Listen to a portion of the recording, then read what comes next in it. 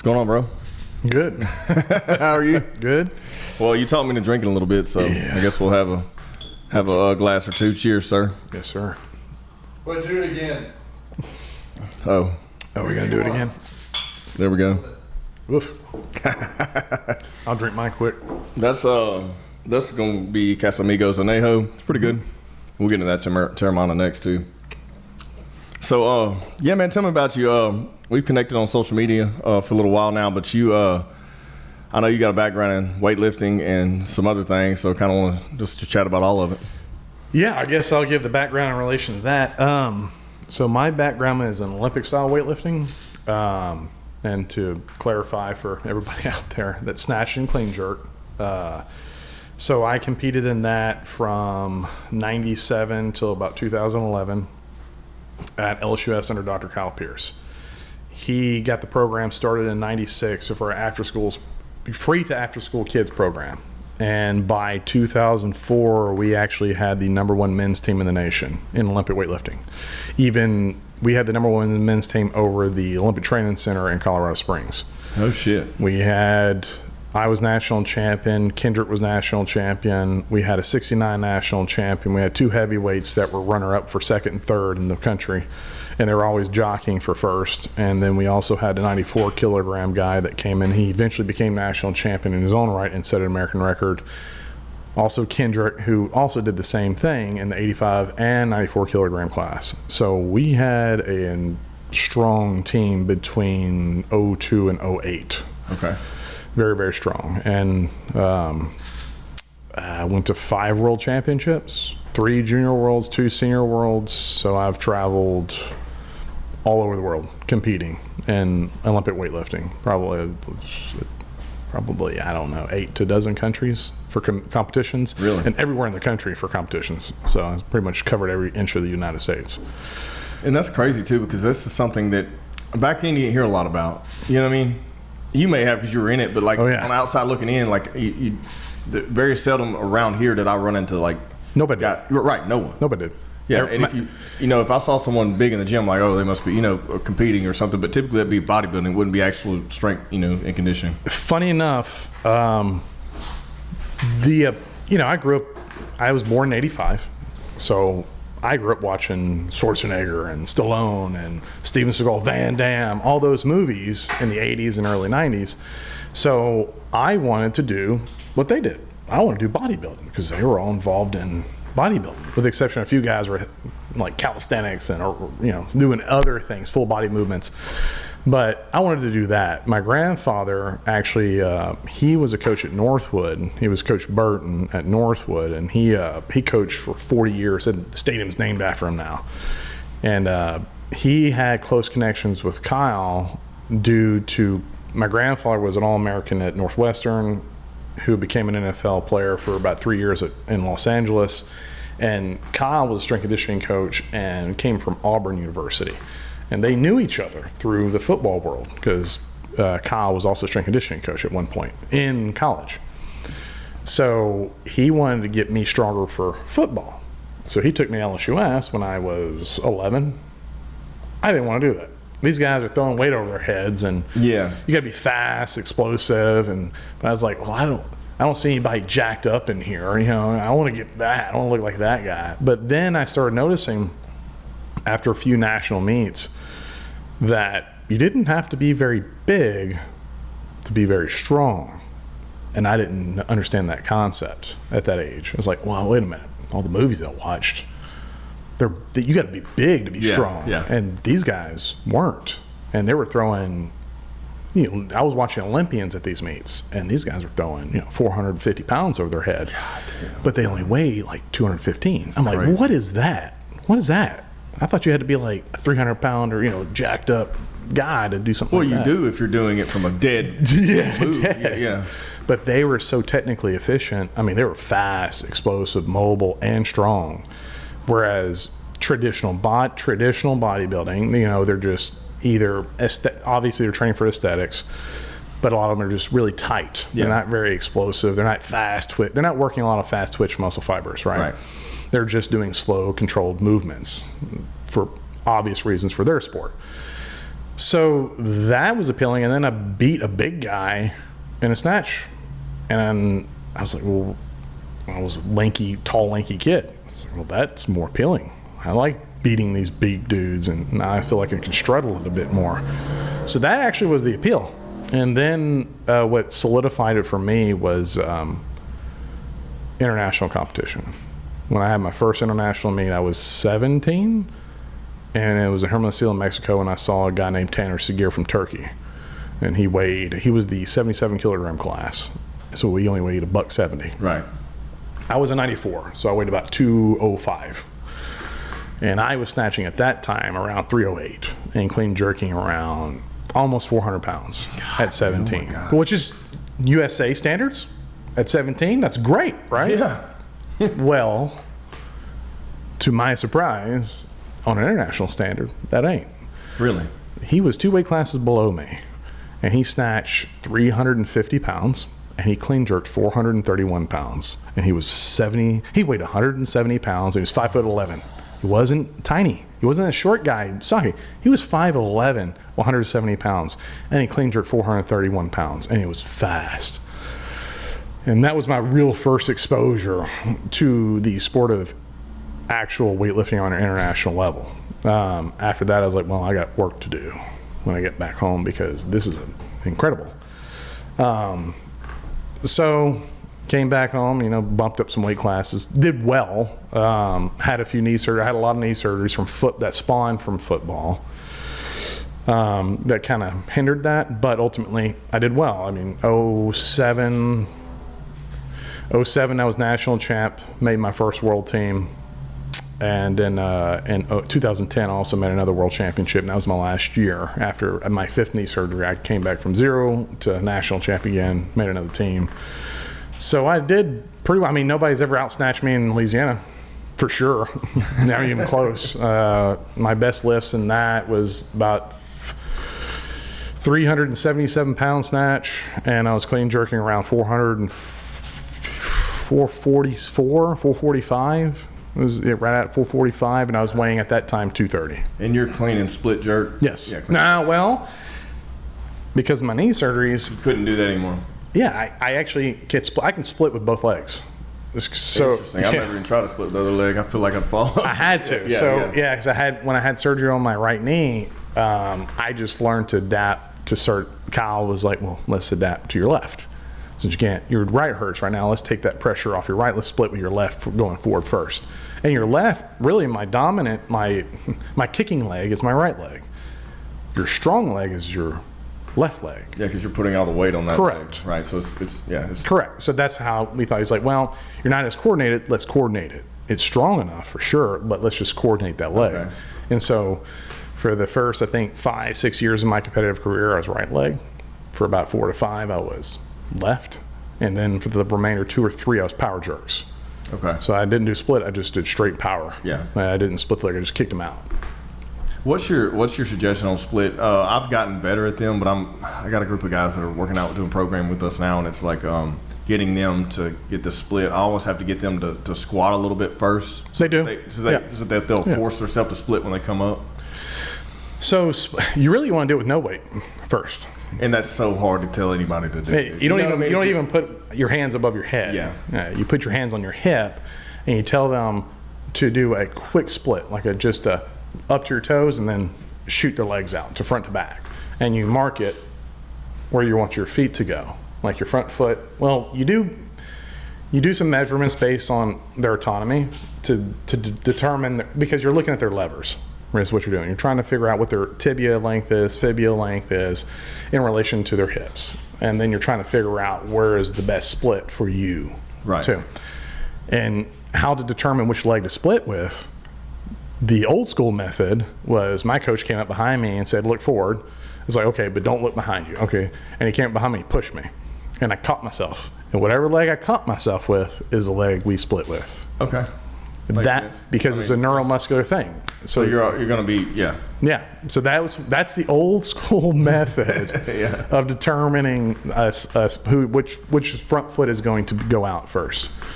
So that was interesting. I adopted that when I coached weightlifting too. some of these old school methods.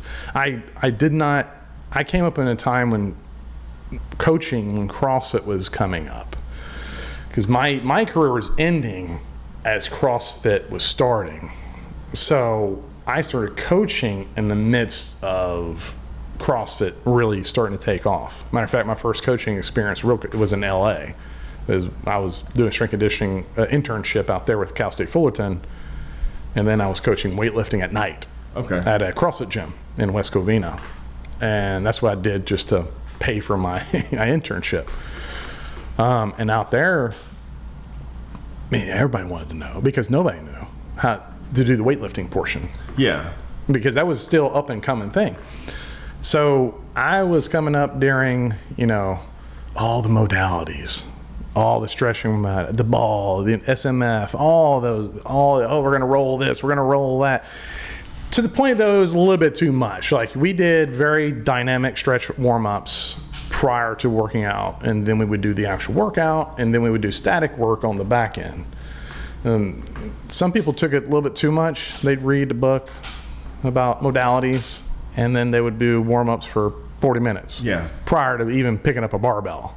I was like, wait, guys, what are we doing? Man, you're going to get a workout just in warm-up. Exactly. I see that a lot with some people. Like, I understand a warm-up, but, when we used to fight train, I would stretch for 30 minutes beforehand, but that's because my hips were just always so tight.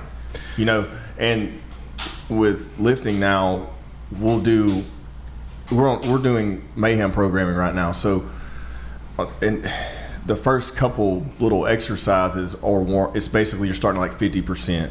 So you're not starting all the way light, but you're starting so you do a little bit of stretch, and then you start like 50%, and you're getting the movements down that are going to lead into the WOD. Yeah. And so that's kind of how we're doing it now, and I've seen that beneficial because it's forcing me to almost warm up in a sense, with the movements. Yeah, and that's what you want to do. Yeah. So that's where the dynamic work is more so in relation to what you're about to do. So if we're warming up for a snatch, then I'm going to break it down to levels. I'm going to do some power snatches, muscle snatches from the hip, get my shoulders good and warm, and then I'm going to go from mid-thigh to knee, and then into a squat, and then sit in the squat and rotate around. Yeah, you're doing It's very direct to what I'm about to do. And once I feel like, okay, I think everything is good, I don't want to do too much static work, because we still want to be tight in some capacity. Because I don't want to get so loose to the point I'm relaxing at the bottom of a position. Like I catch a heavy snatch or catch a heavy clean. And then I'm so loosey-goosey, I'm going to lose that tightness. I don't really want that muscle fiber to lose that elasticity too much, because I want to keep some of that. That's why we do dynamic work prior, and we do a lot of static work after. And I saw that from a lot of the Japanese weightlifting team. We do a lot of training with them. And they do a ton of static work. And those are large guys.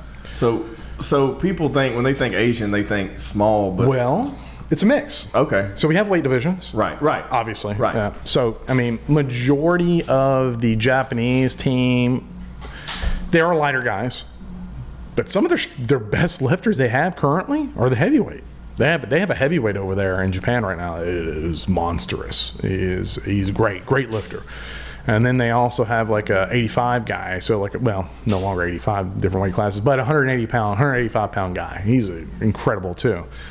So interesting enough, some, like you said, some of their stronger, obviously stronger based on physics, but some of their performing guys are heavier. Mm-hmm. Majority of their population of lifters are definitely the lighter guys. Mm-hmm. And it's the same thing with China. They dominate the lighter weight divisions on the international front. They just dominate. But when it comes to technical efficiency, I would say, out of all I have seen, the Japanese probably have the best technical training out there. They could do a little bit more when it comes to strength-based exercises, but they're so technical. They're so technical. You think they spend more time focusing on that? They spend a lot more time focusing on technique. They spend a ton of time, which is not wrong. Right. Junichi, one of their head researchers over there, he puts out some phenomenal research in relation to weightlifting. And their dynamic is interesting, because I'll watch one of their guys lift, and I'm like, oh, that was fucking flawless. Mm-hmm. And then Janichi woke up with shit. Yeah. What? It looked pretty damn good. And I'm saying it. Like, I see all this all the time. That looks pretty good. He's, oh, no. He's not to his standards. It's never to his standard. That's the difference between USA, a lot of other countries, and people in countries like Japan or China or Russia, for example. Those countries are perfection. It's all about perfection. Yeah. So us, it's like, oh, that's pretty good. No. Yeah. It's either good or it's not. Yeah, you're not going to get built up if you're subpar. No. And they're not going to tell you did a great job. Nope. They're They say, will you not. Sucked and, Yep. We got to fix that. There is a lot more you're not doing good than you're doing good, which makes you value the doing good. Yeah, of course. Yeah, I like that. I've always loved that type of coaching style. I tried to coach like that at the very beginning. Did not work over here.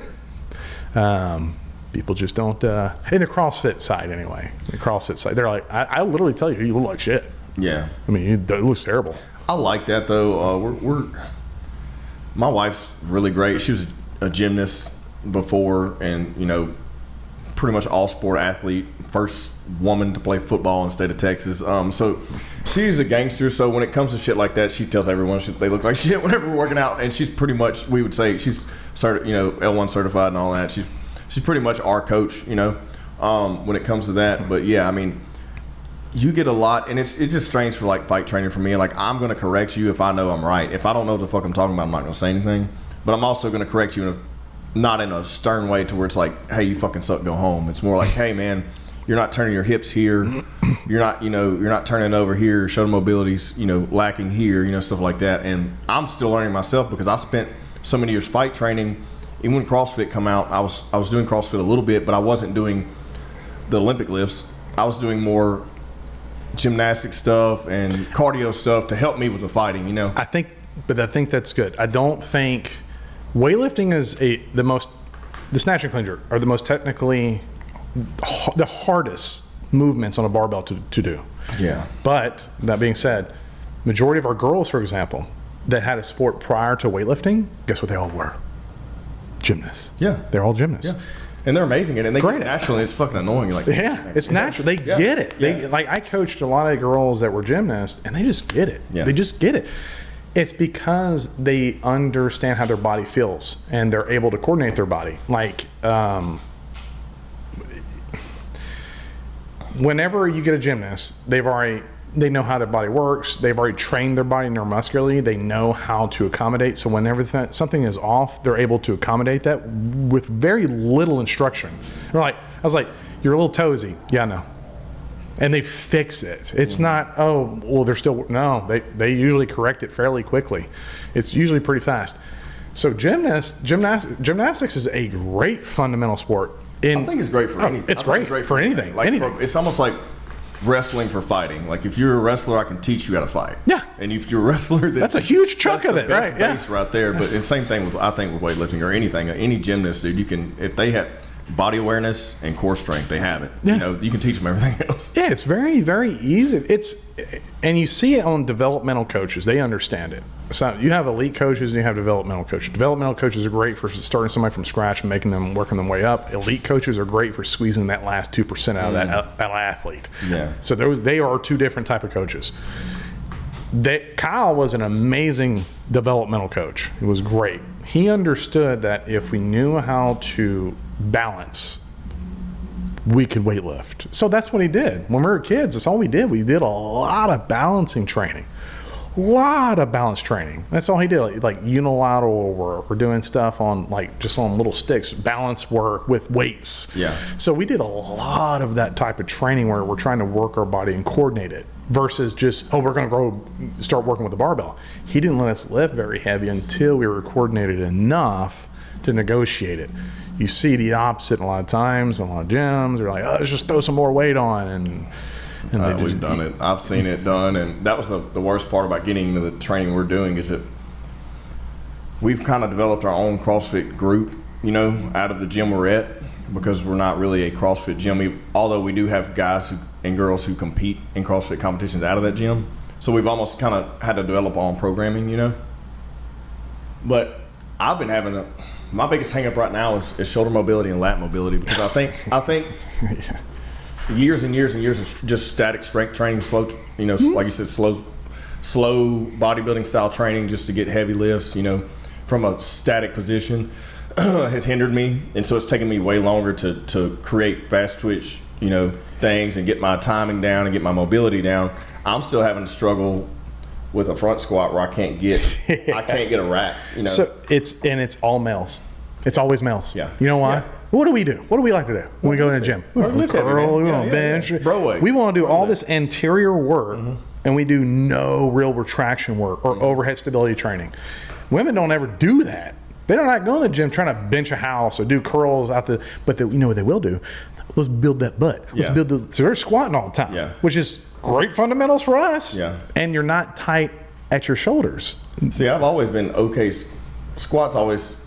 That's probably been my best attribute ever, even throughout, lifting. But adding in the things where it's overhead and getting that shoulder mobility, it took me forever to start being able to do bar work to where I still can't string muscle ups together. I'm having to like chicken wing them. I'm getting there, but that's more technique too. It is. But I can now pump out toes to bar and chest to bar and get the good swing and get rope climbs down and stuff I couldn't do where I was having to just literally. Muscle it up, and I was more focused on power clean, getting a PR power clean instead of learning how to actually clean. You know what I mean? Oh, I completely understand. Completely. It's so much, even in the college football world, a lot of strength coaches abandon snatches and they abandon full cleans. Even though we try, and a lot of them do try, to continue it. If they haven't had a good foundation by the time they get to college for some of that stuff, you only get 4 years with them. Yeah, you can't beat the yeah, but we're gonna do power cleans. Yeah. It's easy to teach a power clean. And power cleans is so much easier to comprehend for an athlete. As long as you're an athlete in some capacity, power cleans, you can comprehend that. You can do some hip mobility and get the weight up. You're gonna get it up. But doing a full clean, like what you're saying, getting comfortable, like in that type of position with heavy load, with the same amount you can power clean at max load, a lot of guys have, like you said, they can't rack properly. I can still, like, everything. It's just, I guess the biggest thing is when you start getting that heavy weight on and then trying to keep it there and do movements, you know what I mean? But as far as like dipping down into a squat and coming up, I'm okay with that. But it's like if I'm having to sit there and continue to do it, like reps. Yeah. But if we're just talking about one rep, like clean and then jerk. Yeah. I'm okay. Yeah. But it's just like yesterday we were doing like box step ups. Okay. With a load, and I'm using 95 on the front. Yeah, on the front. And as soon as I come up, it's trying to fall forward because I can't get it in a rack. So I'm trying to have to hold it like this, and you're sweating everywhere. It's falling off. It's like, fuck, dude, But that's just one of those things I don't have to keep working on. Yeah, I mean, you could even, I don't know how much, we used to do overload capacity on rack holds. So I know Cole, he has blocks in his gym. So we would use blocks all the time. We either were on the squat racks or we're off the ground or we're on blocks of some variation all the time. Blocks, if you're training for Olympic weightlifting, are a must. You got to do work from the blocks, from the knee, below the knee, mid shin, all the time, all that. On the high blocks, we would just rack it and overload it, and we would hold it. And just make it force it down. Yeah, we would hold that all wrist, baby. For like, it would sit. Yeah, flush. right. So I actually, because of it, for years of cleaning, I developed calcification on my collarbone. So these are overdeveloped now, but it sits right in there, like cupped so well when I do a clean. It sits right between my shoulder, right into the cup of my collarbone. That's something that you just got to beat and get used to doing this. Yeah. So holding like excessive loads, so say if you're cleaning 200 kilograms, we would normally like hold like 240, 230. We just pick it up and hold it just for like 5 seconds, 10 seconds, just something like that. Same thing on a jerk. We would position a jerk to where right here, we jump down to split and we just stand up on a power rack, but set it up here. You're not having a full... we're not having to clean it and do it. We're not having to jerk it up. We're just positioning it right where it needs to be. You jump underneath and you're just standing up and just holding it for a few minutes, 3 seconds. Because once you do, same thing with snatch balances. Have y'all done Doing a those? lot of snatch balances. Okay, Honestly, doing a lot of snatch balances, and I think that's helped me the most with my snatch. Yes, it will. 100% will. Over, back, and then Oh, yeah, drop on. you have to. Yeah. Yeah. That's helped a lot, and that's something you don't see a lot. You're starting to see it in programming now for CrossFit, but for the longest you didn't. You just saw the movements. Because you're not having a snatch balance in a competition, right? No. So they're just going through the movements, like you front squat, clean and jerk, whatever, or just power snatch, whatever. You would see those movements, and so that's what you would train for, because they just didn't have that programming. Now the programming is a little more, I think, like what you're talking about. It's a little more. It has that stuff, the Olympic stuff, built in the right way. At least the best I've seen. It's in the last decade or so, it's drastically different. Well, back then, back in I think it was 08 when it came out, 07, 08. And it started gaining popularity back in 2010. 2011, it started kind of breaking through a little bit. And back then, though, it was just CrossFitters coaching weightlifting. Yeah. And it was still very taboo in the weightlifting world, because we would see these guys doing 30 snatches. And we're like, what the fuck are you doing? You're not going to get better in a snatch doing 30 damn snatches like that. That's how we would see it. And no coaches really wanted to be involved. As a matter of fact, there was only one coach that at that time back then pushed for it, and that was Mike Berdner. I don't know if you ever heard the Berdner warm-up or anything like that. Well, Mike Berdner is a weightlifting coach out in Cali. Well, between Cali and San Diego. And he basically stood up at a meeting and said, we need to get in on this now, but when it's still ground level, because it started out there. And all the other coaches laughed at him, like, fuck that, we ain't doing that dumb shit. Yeah. Literally what they said to his face. Fast forward, he became one of the most popular damn coaches in the country in the CrossFit community. So he could go do a seminar between him and Casey, who was his son, who also was he's a former Olympian and former world champion. He held the American record in the snatch in my weight division, 105s, and his daughter also became a weightlifting coach too. And so there was actually a workout called the Berdner warm-up for the Olympic movements that he created for CrossFit. That at that time, CrossFit itself, the owner of CrossFit, adopted and implemented into their programming for a lot of people. So Mike got in and he's like, he understood the benefit, what this could do for our sport, and what it did was made it massively popular. When I was competing, we were competing in the back of hotels. Right. That's what I'm saying. You didn't hear a lot about it. You didn't know a lot about it, but I knew it was there. I just didn't know who was doing it. You know what I mean, or where it was at. It was. I mean, we were literally like, nationals, which is a huge deal now. If you could go to nationals and win, it's phenomenal. It still was that back then. But it was being held at literally, all the weightlifters are staying in this one hotel. Where is the weightlifting competition? It's in the meeting room of the hotel. They would literally lay out a 4x8 sheet and stack it on top of each other, 2 layers, to have a weightlifting platform, put some lights up, or 3 people holding a damn board to say white light or red. And that was nationals. Yeah. Like, you might have 150, 200 people and that would compete in it. And that was the biggest meet in the country for weightlifting. Fast forward, Rogue got involved now, and now American Open used to be one. You had American Open, you had Nationals, and you had those 2 meets to qualify for a world team. If you didn't, you just don't. Now there's American Open 1, there's American Open 2. You have variations of because there's so many people, they can't accommodate one meet in it. And now it's being held in damn convention centers. Yeah. With 2 or 3 platforms running at the same time. Hey, that's tremendous. I don't know, weightlifting is such a small community. Like, I know everybody.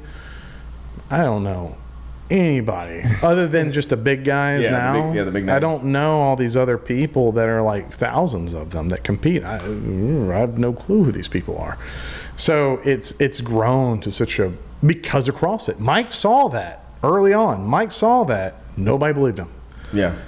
And now Mike raked in the damn money on that. Well, he made so much money on that. And then athletes come to train at his gym all the time. They'll live there. So they'll pay and they'll just stay there for a few days at a time and train with him.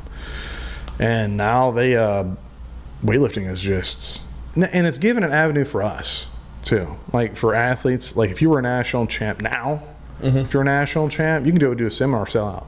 Okay. Easily. Yeah. Easily sell out on a seminar. Like, because honestly, what they want to listen to what you do, but they want to watch what you do. Yeah, of course. Oh, yeah, I want to see a guy snatch. Yeah, oh my God, he's going to snatch like damn near 400 pounds. I want to watch that. I want to see someone. I've never seen someone snatch that heavy. That's what they're there to watch, because you do the coaching over the weekend, but at the end you're doing a lift off with everybody. We're all lifting together, doing PRs. Yeah. I'm going to lift with you. I'm going to push you. And so you want to see the guy that just coached you lift some massive weights who's a national or Olympian. Yeah. That's what a lot of guys are there to watch. So a lot of weightlifters from other countries would come to USA to coach seminars, and they do a whole damn tour. And they'd sell out everything. Oh, we're going to charge $250 a head to help 30 people sell out easily. And it's like that one day they banked, and then they go to another gym. They fly them out, and they do a seminar weightlifting gym, do a day or 2 day seminar, and same thing. And then that's what they do. It created a path for athletes to have a job now, where we didn't. You're right. We didn't before. I mean, top 8 lifters back then were only getting paid $500 a month, which is crazy. Yeah, that's crazy. $500 a month. Yeah. Well, I think it's like anything. It's like same thing with like MMA now too. Like it's those guys who were pioneers of the sport weren't making shit. No, and you have these guys now making, Patty Pimlet just made $200,000 for fight bonus. Just like stuff like that where you wouldn't have. And of course, boxing's always had a lot of money, in it. But like I think there's like a dynamic going there now. Yeah, for sure. It's still gonna be a while because it's a new sport. It's new in the sense that it's only 20 years old. You know what I mean? But that's crazy. So when did Dana White acquire UFC? When? Josh, you look that data up. Dana White founded the UFC in 1995. Okay, and He bought out Zuffa. Can you find that date? Who was like, it was the world something, wasn't it called that? World Fighting Champion. Yeah, that's what it was. Yeah.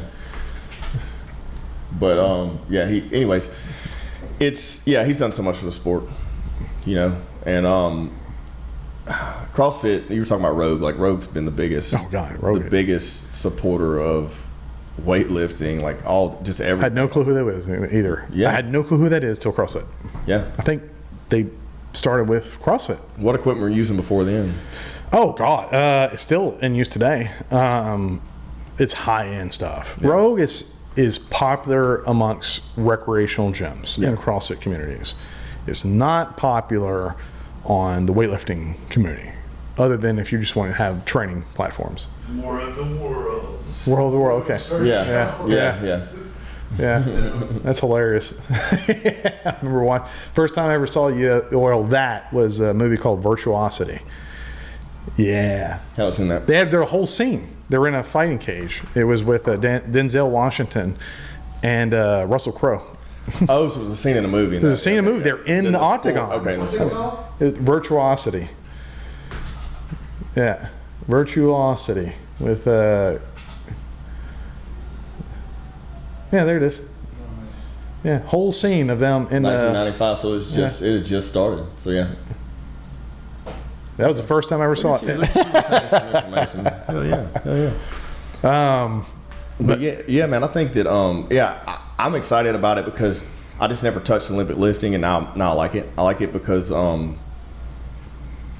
it's helped me get further in CrossFit where I can't do some gymnastic stuff. So I can go to a meet and score higher with weightlifting to make up for me being slow at one thing or another. You know what I mean? Like not being able to pull a fucking rowing machine quick enough, or not being able to get up and get down as quick or get over boxes as quick as some people. I can kind of make up some time with the weights, I actually have a friend, Jordan Bertrand. Oh, he's a fucking gangster. Yeah, actually, I was on the phone with him about a week ago. We're talking because we're talking about weightlifting. Yeah. So he's like, "What do you think?" Because I saw him doing snatch workouts now. And he called me, and we're talking about it. He's like, "Yeah, I think I'm just gonna do." Hey, did you see my videos? Like, yeah, I saw your videos. What do you think about? Do you think I can do it? It's like, yeah, you're strong. Your strength is actually more than what you need because you deadlifted 600 pounds before, but you've only ever clean jerked what right at 400, like 180 kilograms. Well, yeah, Shit, dude. yeah, well, it's so we take. You say that, yeah, that's just because he's going to have to be at a you certain got to level. get to you got to get to at least there before you can start saying, okay, we're competing my at the best. national level. I cleaned 180 kilograms when I was 17. What's the weight? What's that weight? About right at 400 pounds. Yeah. It was 396. Right. So Most I've done right now is like 315, and that for me is a shit ton. for most people in gyms, that is. Yeah. I do power cleans. I'll work up to 315. I'm like, damn. It's like, you know, okay, well, because if you clean jerk 315 pounds in a recreational gym, people are going to be like, what the fuck is this guy doing? Yeah. You know, they take notice of that. But yeah, Jordan would call me and we're talking about it, and he's like, I think I'm gonna try to push weightlifting. I want to compete in it a little bit. So he wants to snatch 330, which he's more than capable of doing. More than capable. He's strong. Weighs like 240. No, he's no, lighter than that. He's lighter than that. Okay. He's about 220, Okay. 225 to 220. Okay. He needs to be a solid like 230. Yeah. If he gets a bit solid 230, where he with his body fat composition where it is, maybe a little bit more, he'd be perfect. That's what I've noticed too. Like I perform better CrossFit wise, competition wise, like at 205, but I lose about 20 pounds in strength. I just notice it as far as like, and that's, I know How heavy are you? it's technique. It's technique, right? Right now I'm 220. Okay, so I see So what you're saying. if I'm around 205, 208, I perform better where I can do everything better, and I can get up and down over the bar Well, yeah, better. And so when I add that 15 pounds, it slows me down a lot, but I can PR 30 or 40 more pounds. You know? And it's like, shit, dude. It's like, we're not, you know, but if the technique was better, you know? I'm going to try a little bit more. Yeah. Terramana. All right, cool. So I've done this. So I did I've had my own experience with this. I used to do, when I was coaching at SBC, I got involved a lot with the CrossFit after workouts at night. And also I was stressed the hell out at the time. So I was like, I'm just going to work out because I can't feel anything every day until it just blows over. That's how I would cope. Right. It's like, I'm just going to work out till my body's dead and I'll pass out. So stress won't get to me. So I went from weighing on average 237 to about 218, 219, between 218 and 220 on average. And yeah, I did notice that. Now, I could do my body weight movements, obviously, are a hell of a lot better. I could run, which I don't run. Yeah. My knee could cope with that because there's less poundage on my knee and with every impact. So everything got easier condition-wise because on moving your own body weight, but it hindered my strength. My strength did come down. I couldn't snatch one rep more than I normally could. I couldn't power jerk as heavy as I normally could, but everything else got better. So I did that for a little bit, and I was like, the hell with that. I like aspects of that, but I like being strong. Yeah, I'm the same. I like it. I like that for competition because it feels really good to get, literally I could place probably if I'm with 30 athletes and I'm barely intermediate. I'm still not good enough to be RX yet, but like the first intermediate comp I was, 5 from last, right? But that was my first ever competition. I only been doing CrossFit for like 8 months. I know, now I could be more mid-pack, and for me, it's like, okay, well, when I want to go do competition, do I want to lean up a little bit? I've already got the technique, I'm going to sacrifice some strength, but maybe I can make it up here, and I'm still probably a little bit stronger than most of these guys, you know what I mean? But it's one of those things, dude. I still love lifting. I'm moving heavy weight. I just do. I love it. If you're competitive, this is the thing. You're going to want to do what is around you. Mm-hmm. So if you got a lot of guys doing CrossFit and they're getting really competitive on times and who can do this faster, it's just natural. You're going to want to beat everybody. Mm-hmm. If you're in any way, shape, or form a competitive person, it don't matter what it is. Yeah, so you're going to adjust your training to do so. Correct. Yeah, that's what's going on with me right now. It's exactly what's going on. And I did that too. That's what I was doing. When I get over there, I was like, well, I want to try to do a little bit better at this or a little bit better at that, or at least want to prove that I can. But then after a while doing it, I started gravitating towards it. Like, yeah, but I like feeling the barbell move and bend. That feels good. It's more of a psychological thing for me at that point. And now that I train just by myself, I'm like, oh yeah, I'm all about lifting heavy shit. Yeah. I'll do some work. I'll create circuit work, but it's more of a strongman medley circuit work. So I'll get an assault bike, sprint for 20 calories, and then flip a 500-pound tire 5 times. See, I love doing shit like that. Something like that. Even if I'm by myself and I know, okay, well, I'm not going to do a WOD by myself today, because sometimes doing a WOD by yourself is hard because you don't have anyone to push you. And you just want to, you're not going to push yourself to Correct. 80 or 90%. You're going to go 75, Yeah. Yeah. Yeah. And so I'll do let's deadlift 5x5s, and I'll jump on and do 20 cal bike, and then jump back off and do 5x5, and just increase weight, and then maybe start at 225, work up to that you have to. What got me? I can't do body weight stuff by myself, like you said. I need someone. I hate it, yeah. I need to compare it to somebody. Like yesterday, we had the WOD had 150 wall balls in it. Yeah. I would not wanted to do that at all, but I pushed myself to do it because they're all doing it. And I'm like, well, fuck. You got women down here doing it. I have guys that, beat me at some things. I beat them at some things. I got to beat them at this, kind of thing. So yes, that makes more sense. Yeah. But if I'm training by myself like that, well, the conditioning part on the assault bike is easy. Not easy. Yeah. That's the easy part. But you have to think about it when you flip a 500-pound tire. Okay, I got to get set for a second. I can't just go, right? Or if you pick up 500 pounds on a farmer carry and you start walking, meshed in with some type of assault bike or row. I have to think about it a little bit before I grab it and go. Yeah, you can't just jump up and get it. I'm going to grab it and take off. You can't do that. You got to get set a little bit. Yeah. So that's why I like doing those, because it sucks. I'm still getting conditioning aspect, but that pushes me, because that's weight that a lot of people still can't do, and I'm trying to do this shit for rounds. Yeah.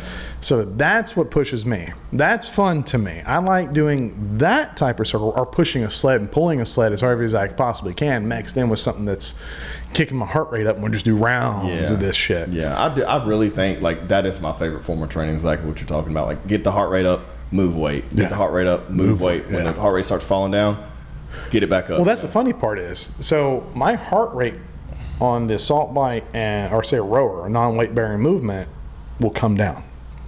But when I lift something heavy, your heart rate spikes up to I got to kick up, because we got to kick in a little bit of adrenaline to lift this. Right, yeah. Right. So your heart rate actually, we've tested some of this on heart rate monitors.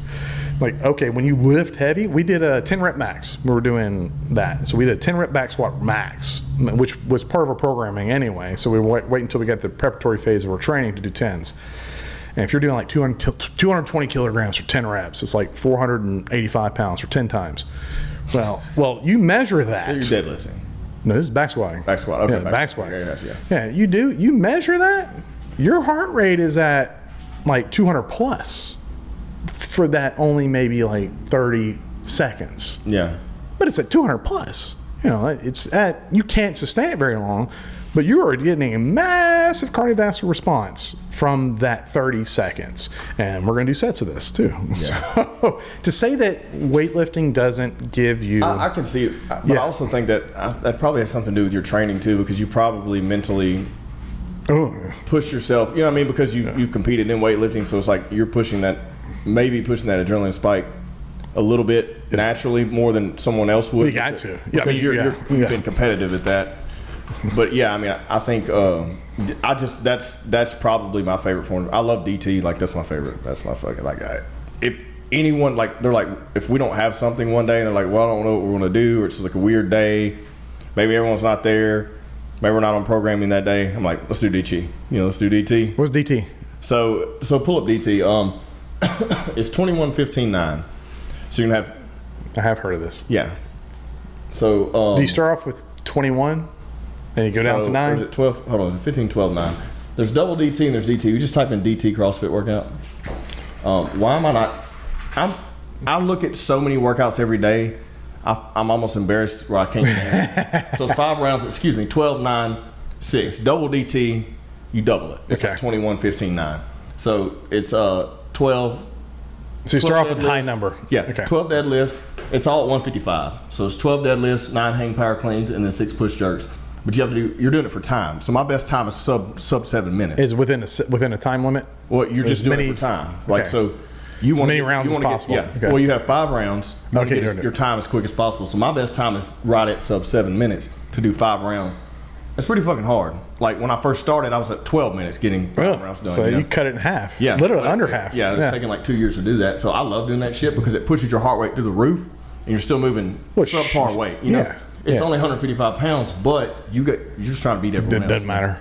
I did a workout with 155 pound cleans and that damn near killed me. Yeah. But you should try that. You should try that workout. It's cool to do by yourself because you can push yourself through it. Now you're not going to push as hard as to get a PR time because you don't have anyone there. Compare with. But yeah, you should come do it with us, man. That's a fun one, and you're not killing yourself. You know what I mean? I try to make everything like a minute 20, and I just watch the clock and I'm like, okay, maybe I have, if I or less than a minute and a half, and then I'm like, okay, maybe I can catch a breath here for 10 seconds and then jump into reps again. You know okay, what I mean? so you're about a minute and a half to complete one round. Yeah, and you're like, okay, I'm gonna get a par. Yeah, exactly. And that's my strategy normally. And for some reason, I get to about the 3rd round, and then that like survival mode kicks in, and then you're just like body mechanics, and you're not. Do you ever get the tingles at some point? Yeah. I do. Oh yeah. So that's when I know. Okay, I'm in it. Dude, I'll get like my jaw will cramp up, and I realize I'm clenching my teeth so hard. Like I get this really bad when I deadlift. Like if I go real high, like so my best deadlift's like 520. I'm still not there. Like Where's that mouthpiece that those guys? Yeah, I know. I should. But I'll get that and I'll let go of it and damn near fall out. But best PR recently was 485 on squat. I still have a lot of work to do, but it's so hard to get stronger when I'm still trying to do competitive. How old are you? 35. 35. Yeah. You know, 35. You're still even working fucking out. Right. Yeah. I go to the gym now. And I'm like, yeah, I feel pretty good where I'm at right now. I'm 39. Yeah, but if you go into you go in a gym or you go compete with these master guys that are 45 fucking years old. Yeah, I'm not. And then you're like, that's different.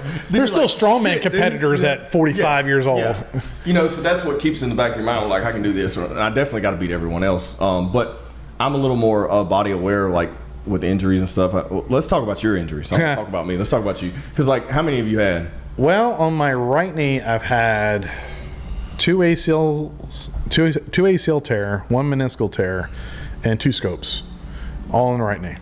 Never had issues with the left. No stem cells or anything, just surgeries. Mm-hmm. Have you even tried stem cells, or have you not had any injuries since to have to? Oh, I've had, not to the knee. So my knee, I can't full clean anymore. I can't full squat anymore. Really? My knee has so many bone spurs in it. I've had an MRI, looked at it. Yeah. I literally can't squat past parallel. It locks in. There's so many bone spurs preventing full flexion and extension on it. Not a good thing, right? But I don't want to go under the knife again. And as long as I can keep doing what I'm doing, like I can go for hikes, I can still do things I want to do outdoors and physical. It doesn't prevent me. I don't get pain. I can ride bikes all damn day. I can run if I want to and go for big long hikes if I want to. I can still lift heavy, but I can't squat past parallel. So if I do cleans, it's power cleans now. If I do squats, I wrap my right knee and I squat to parallel and I push up again. And I'm fine with that. And how I keep my legs strong is I do a shit ton of leg presses, Bulgarian squats, lunges. I can still lunge full, no problem. Sled work, push and pull work. I still do a lot of leg or unilateral work with my knee, but I'll squat heavy it's every 3 weeks. What's heavy for you? I did 405 for a couple sets of 5. Yeah, that's fine. Lot, yeah. That's fine. I don't need to go much heavier than that. I'm definitely I feel strong enough to knock it out if I want to, but I don't feel the need. Deadlift, I'll push. I'll still push deadlifts. Where are you at now? I guess what was your biggest pull on that? Ever? Yeah. Oh, I never did max. We never did max. Really? We did what we call clean deadlift. We didn't do traditional conventional deadlifts. Yeah. That's different. Yeah. It's a big difference. So I do conventional now because I don't give a shit about heavy cleans anymore. Yeah. So I'll have a flat foot and have a closer stance on my deadlifts and I'll shorten everything up now. Back in the day, I had my weightlifting shoes on, which had that elevated heel, and my feet were a little bit more spread apart, almost just inside shoulder width. and I'd kick out when I clean to shoulder. But I would keep my butt down, chest up when I would do a deadlift back then. Right. Now, my ass is higher. Yeah. I'm doing more of a conventional deadlift. It's easier. It's much easier to pull heavy loads that way. Yeah. Doing where your ass is straight up and down and then pushing with all leg. And your arms are wider. Yeah, so I had to get way out that's here. what people don't understand. Like we're doing a lot of that too in programming now. Like getting just you have to if you want to get better at Olympic lifting, you know. And so that you lose half your strength. I mean half. Like, but I never knew the other. Right. I never knew the other. And you have an overhand grip. Yep. You're not. We never did. You're not. So it was either a hook grip. Yeah, hook grip. See, I haven't had to use hook grip. I'll catch myself doing that when I front rack sometimes. Sometimes, like I don't know why. But I don't ever do that. I'm always like this, you know. Oh no, hook grip, babe. Yeah. So and the reason I say that is if you ever do max snatches or cleans, you have to. Oh yeah. You have to. You're not, when you get to your hip and you explode hard, you're not bear gripping that shit. You're not doing it. So this tore all the time on me. Yeah. Matter of fact, now it's nice, but back in the day, all this was dark. All this looked like just straight black brown because it's all calcified. So because we'd hook grip every damn day. So I had tape around my thumbs all the time. I'll hook grip on the bar a lot. Or hang like this a lot of times. Like a little monkey grip it. Yeah. But yeah, dude, there's something about it, man. I want it for everyone to like, especially a conventional lifter. When I say conventional, I mean just like a guy who's in the gym just doing like, and I've noticed this too, and you probably have too since you've swapped out of competitive into more like stationary stuff, but I've lost my slow, like when we mix in a bench workout or something, I'll start shaking because I don't have that slow twitch. I don't have it anymore. Like I don't have the control. Push. I don't have the control like I used because I'm doing all the fast stuff. Get tight. And you start shaking, and people are like, "What's wrong?" I'm like, "It's not heavy, but I just look like this because I've been doing so much fast stuff for the past 2 or 3 years, which is crazy because I could load up 420 pounds. Yeah, you back and move it. You're trying to. Back then you were isolating. Right. You're completely isolating a movement. Now it's all full body work all the time, which is not bad. It's just. Well, I do think it's better for longevity. Yes, much better. I feel better than I ever have at 35 years old my entire life. Yes. Now, do I have more body awareness? Do I take care of myself more now? Yes. Me, no. Well, I don't know. I eat like shit back then. Well, still because I'm still trying to compete, right? Yeah. So, but back then I didn't care. You know, I was drinking a lot more. I was not hydrating enough. I wasn't sleeping enough. I was cutting weight for fights or whatever it may be, and then still trying to lift heavy. What other injuries do you have besides? Is it just knee? No. I pulled my hamstring in my left leg. Oh, I've done that before, dude. Oh that's my God, the scary thing. It's horrible, dude. I heard it pop. Oh my God. I did too. I was actually on video, and I was pulling. What was I doing? I was doing like. I was trying to do a set of 10 at 220. About the same, about 484, 10 reps on dead. And I got to like 8 or 7, and you hear it pop. And I just dropped the weight, and I've been around it before, and I just felt that. I was like, all right, where's it at? Yeah. I was feeling the back of your leg, and then there was nothing there, and I could still move it. But the next day it bruised up. So it was a partial tear. It wasn't full. Yeah. But I still feel it from time to time, but it's not preventing me from doing anything. I've done that. Adductor. I pulled an that is a frustrating ass injury. And my lat. I pulled a lat. Oh. And the funny thing is, I've never pulled a muscle while competing. Of all the years I trained, I never pulled a muscle. You didn't practice? Did you do it in practice? Or no, Never. So when did you pull it? Like, you weren't doing This was anything. after I retired. Yeah, okay, so you're not even lifting. This is not even lifting. All my knee surgeries are while lifting. All my muscular injuries were after lifting. So, which is weird how that. I started pulling muscles when I was 32. Okay. I was 32. I detached my pec tendon when I was lifting, but I already know why I did. I shouldn't have been lifting heavy. I don't know if I was cutting weight for a fight or getting ready for one. I can't remember what I was not. I shouldn't have been lifting heavy, at all. That in the state of where I was in my training, I shouldn't have been lifting heavy at all. I should have quit lifting heavy, 3 weeks prior. So that's why that happened. It's just overtraining and not fully, didn't have enough water on me, Is that the only injury you ever had? Oh, I've had that light hamstring tear similar to what you had, but we were doing a workout at the track, and it happened. My wife come around, and I was like, I'm gonna beat her at this stretch right here, and it happened. And I had to rub it out with a knife, like get it, and it was excruciating, but it didn't tear. Like, it was a partial tear, and it gave me problems for a couple of weeks after that, probably about 6 or 8 weeks after that, and then I kind of rehabbed it. I'm trying to think, man. I really think the worst thing was the pec tendon. Nothing else. I don't think of. I've had little minor tweaks. I have a lot of minor tweaks. But pecs are scary. Well, it's scary as shit now because I'll grab something I'll grab like a medicine, like a 150-pound medicine ball, and you have to hold it like this. Feel it. And I'll feel it, and it'll scare me, and it'll lock up, and I'll just let go. I'm like, I gotta stop. And they're like, what's wrong? I'm like, you don't understand, but I'm not doing this part, or I'll throw it on my shoulder because I can feel it lock, and like, I don't ever want to go there. That was a year rehab. Like, I couldn't even lift. Did you fully tear it?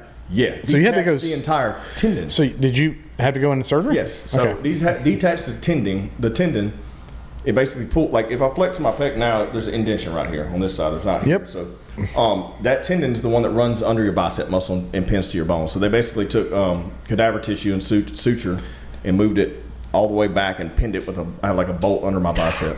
Did you have any feeling of it wanting to tear when it happened? It happened so quick. Like, exactly. That's why to me it's scary. Because what's weird about it is you can hear it in your body. Like, I don't think anyone heard it, but I could hear it. You know what I mean? It's going, and it went. It went and I could hear. I felt it, but I could hear it.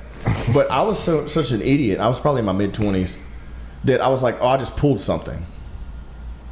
And then after a week or two, I'm like, this isn't getting any better. And then I got to the orthopedic finally, and he was like, if you went any longer, we're going to have to do replace the entire thing. But I was just so hard-headed to pretty much just not aware, I guess or I think I just didn't want to. I probably just didn't want to accept that it was. But I had, after that surgery, an entire year. Like, I couldn't. When I started rehabbing, I did the whole physical therapy thing, which people talk shit on physical therapy. But after surgery, you have to. I mean, the dumbest shit. I'm just like, am I really fucking the ice and then the warm and then the move? But I learned so much body awareness from doing that. Oh yeah, we did continuous therapy. Yeah, even when we're not hurt.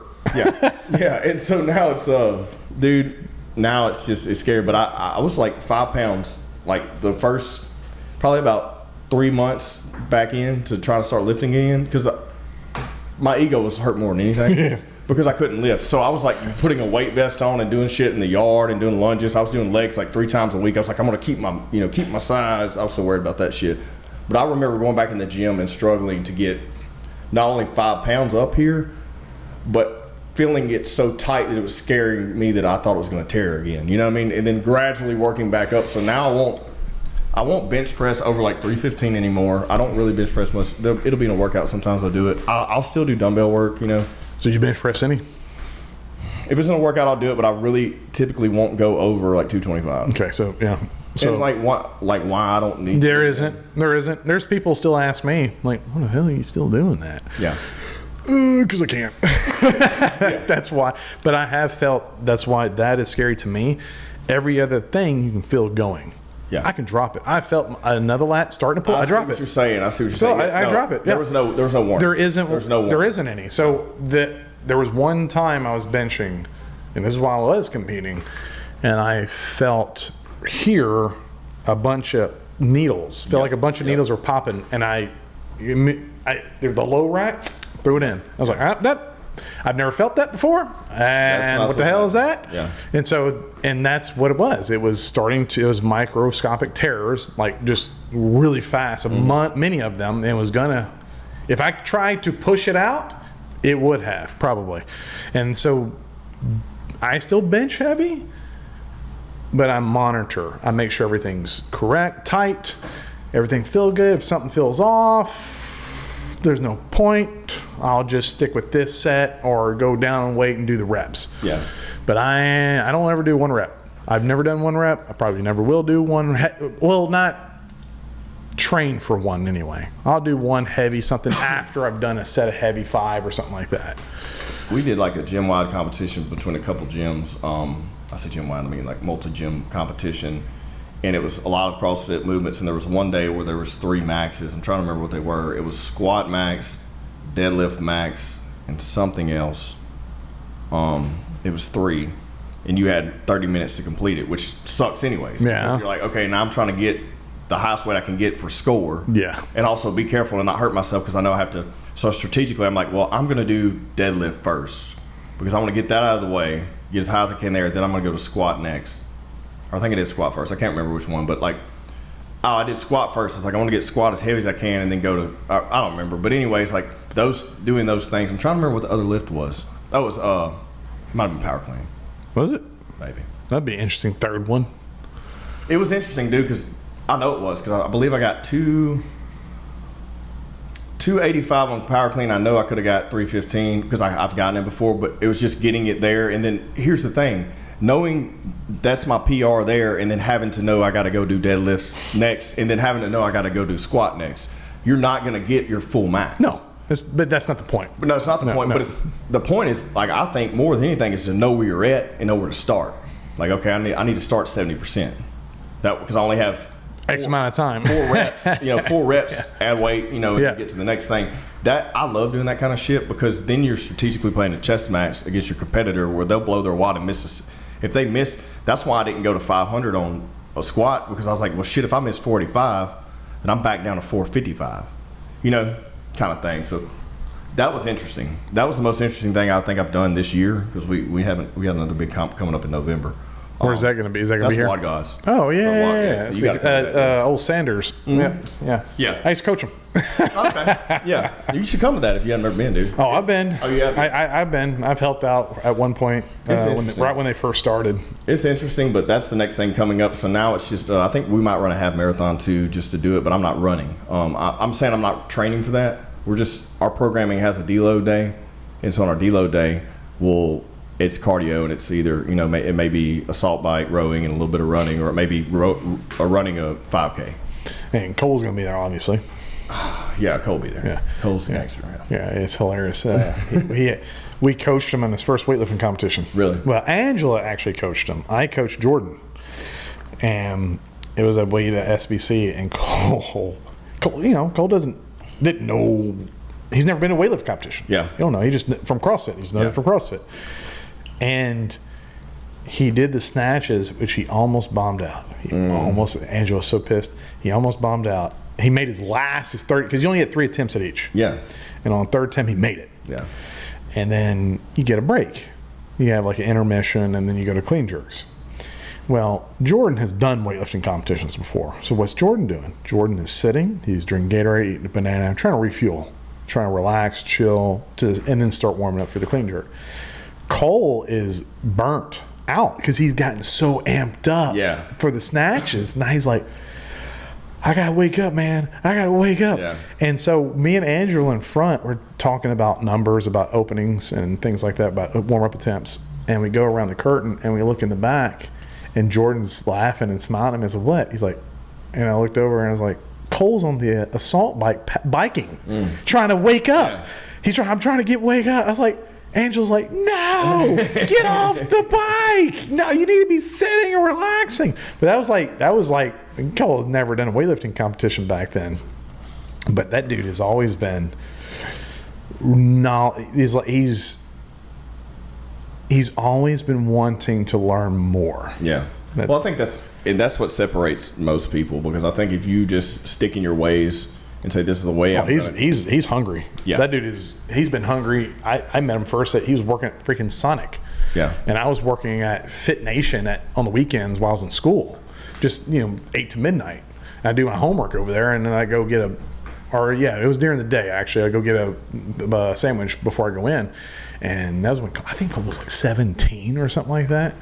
And he'd ask me 1,000 damn questions about weightlifting. He's like, yeah, so what are you, how's the programming? What is like, it's great, you want to know, but I just want to get my sandwich. But which is why he's where he's at. No, and I got to have Cole on. We talked about it, and then we schedules didn't line up. So we'll get him on to talk more about his stuff, because, yeah, dude, he's a beast right now. Oh, yeah. He's in his peak right now. He's there. And, that's interesting because, one, like you said, you have to be willing to learn, because when you get to that elite level of performance, those people that you're competing against, there's no room for error. No. None. Like none. You can't be.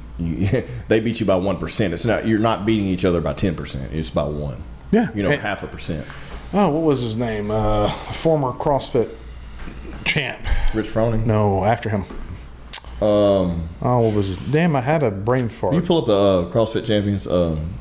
Gosh, I know you're talking about. Dude, I don't know why I'm drawing. I'm so bad with names too. God dang it. Well, I know him. Just CrossFit champions. Yeah. Yeah, you can just put men's.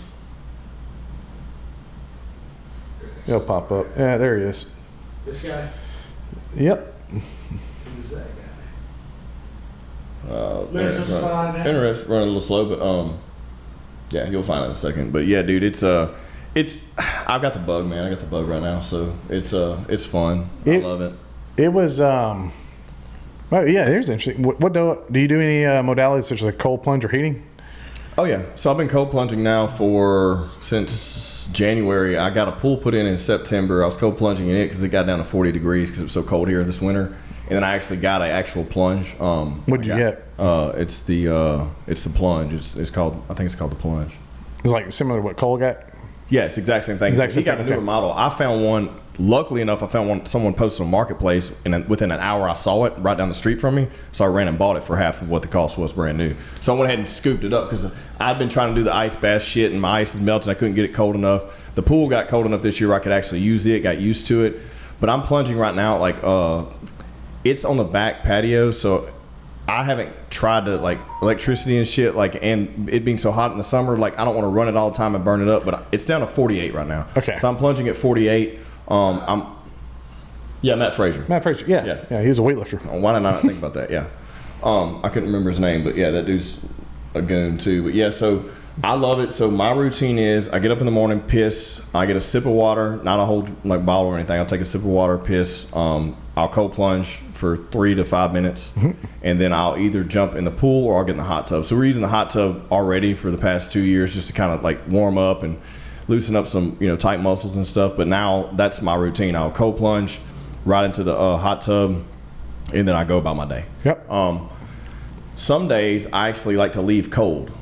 This morning I cold plunge and just left. Yeah, typically that's what I do. I'm starting to like that better. I like it better. I think the cold thing to the hot thing's cool, but I think that's more post workout. It is. Me, It's contrast work. Yeah. I think post workout that's the best method, but I think fresh right out of the bed, body temperature still a little low, jump right in and It warms you. You get that thermogenic effect. Yeah. And I love it, dude. I fucking love it. My wife's finally doing it too. She did it this morning too. My girlfriend still. She'll do it in the afternoons. Yeah. And it has to be. It's so fucking hard to do in the morning. That's what's so hard, dude. Yeah. But that's what you got. That's why I like it. That's why I fucking do it. Like I don't want to fucking do it. Yeah. I never want to do it. And I'm literally like, I'll fucking make my morning routine last 30 minutes sometimes, like a fucking off. Like I might look at. I just have to get up, piss, and get in it. Because if not, I'll fuck off, and it'd be 30 minutes, and I'm like, oh, I still got a cold plunge. I'm like, what the fuck are you talking about? It's 3 minutes. But that did it. You know what I mean? Like, I did the exact same thing this morning. Literally exact this morning same I was thing. good. I jumped in. Well, I went to it. Yeah. I was like, I was about 6. I wanted to get up at 5. I kept pressing the snooze. What's your temperature right now with that? 45. So you have a what system do you have?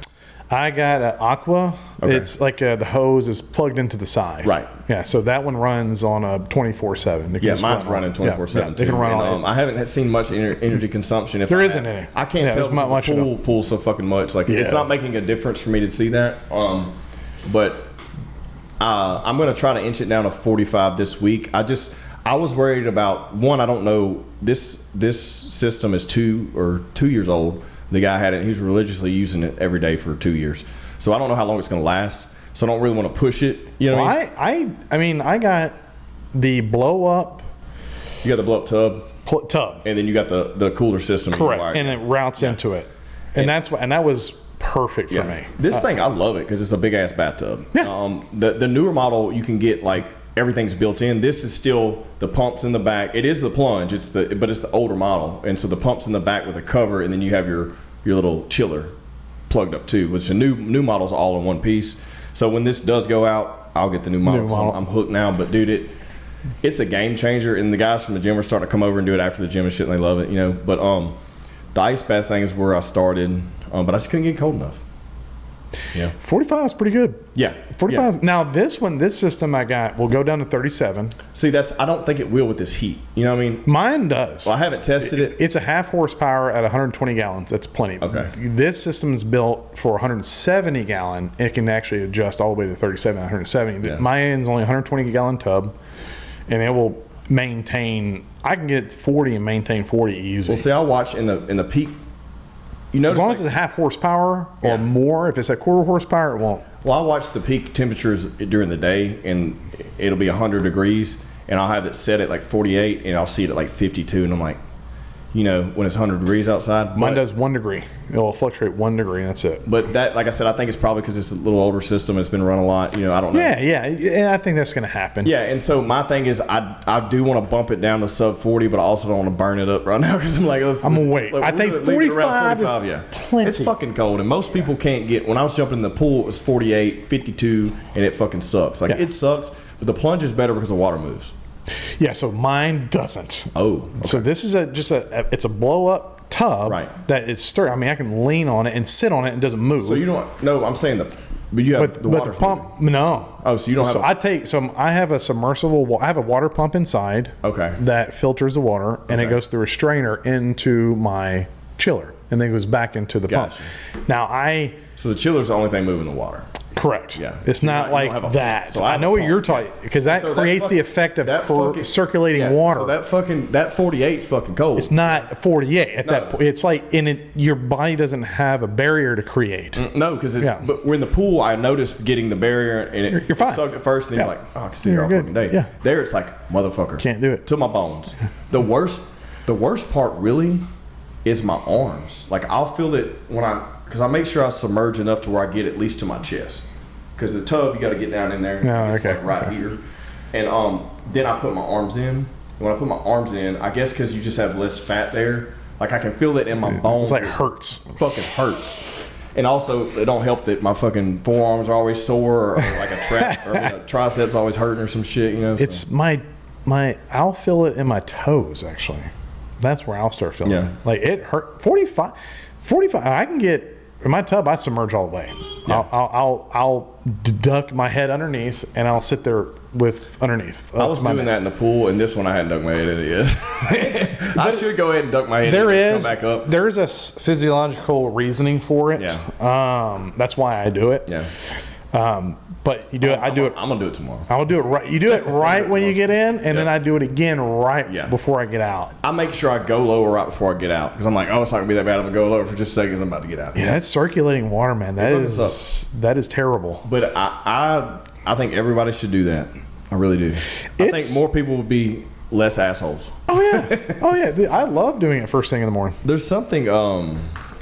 There's something that it does to you. It's almost like after you get a really. Who do you use anyone for massage? Like Don Jackson? No, but I know where you're going with it. Yeah. So like it's almost a euphoric feeling. So like after you get one of those massages where you've had almost an injury and you're feeling really bad, and you get that massage, and you get up, you're like, fuck, I almost feel high. Yeah. Like when I first started plunging, I would like sit there and be laughing. I'm like, what the fuck am I laughing about? Like, I don't laugh a lot, just for no reason. I'm like, this shit's doing something mentally to me. Oh, it absolutely does. There's a lot of proven benefits from it. Yeah. I don't know if you ever listened to Andrew Huberman a lot. Oh, yeah. He talks about that stuff extensively. Yeah. Him, even the guy I shadowed, we were at in Cal State Fullerton, Andy Galpin, he's talked a lot about it too. Obviously Joe Rogan talks a lot about because he does that shit. He's doing it fucking 36 degrees, breaking ice off his shit. He crick, moving the ice over. He's got a really nice system. He has like a $10,000 tub. Exactly. Yeah. I ain't spending $10,000. No. Well, I guess if I made as much money, that wouldn't be. No, that's not. That's not man. Of course, and then, someone probably gave it to him too, so he could talk about it. Yeah. Actually, I think that's exactly what happened. Yeah. But yeah, the modality work on cold plunging, much needed. I've really noticed a significant difference with recovery. Oh yeah, with recovery, but also with mental, like no anxiety. I was getting in a weird place. I guess as you get older, you start getting like weird anxiety and shit. Never had my whole life, like stuff like that. And then recovery, and I'm seeing a lot of benefits from using it. Just just from doing that. Like nothing else, not adding in no kind of fucking THC sub, nothing. Just literally just doing that, doing a regular diet, like a regular clean diet, like what I normally do. I may have some drinks every now and then, and just doing that. And like I'm seeing far more benefits to doing that in recovery. Well, they're in like say the Netherlands and Iceland. They're big believers in that, big in both heat and cold therapy. Yeah, they're big believers in that. And the next thing is probably going to be a sauna, just to get those high temps. You know, I don't have one of those yet. That'll probably be next year. We'll add that in. But it is, if I want to get hot and start fucking sweating, I can at least get in the hot tub at 105. You know? Yeah, I can go from 45 to 105. You know? I go to a local gym that has one. Yeah, and I just sit in that one. Yeah. I think the Club for Fitness offline has one. Yeah, we just go over there and sit in it. I used to go to one. I can't remember where it was at. I think it was one of the Willis Knightons or. Yeah. Yeah, no, I used that one, but not that one.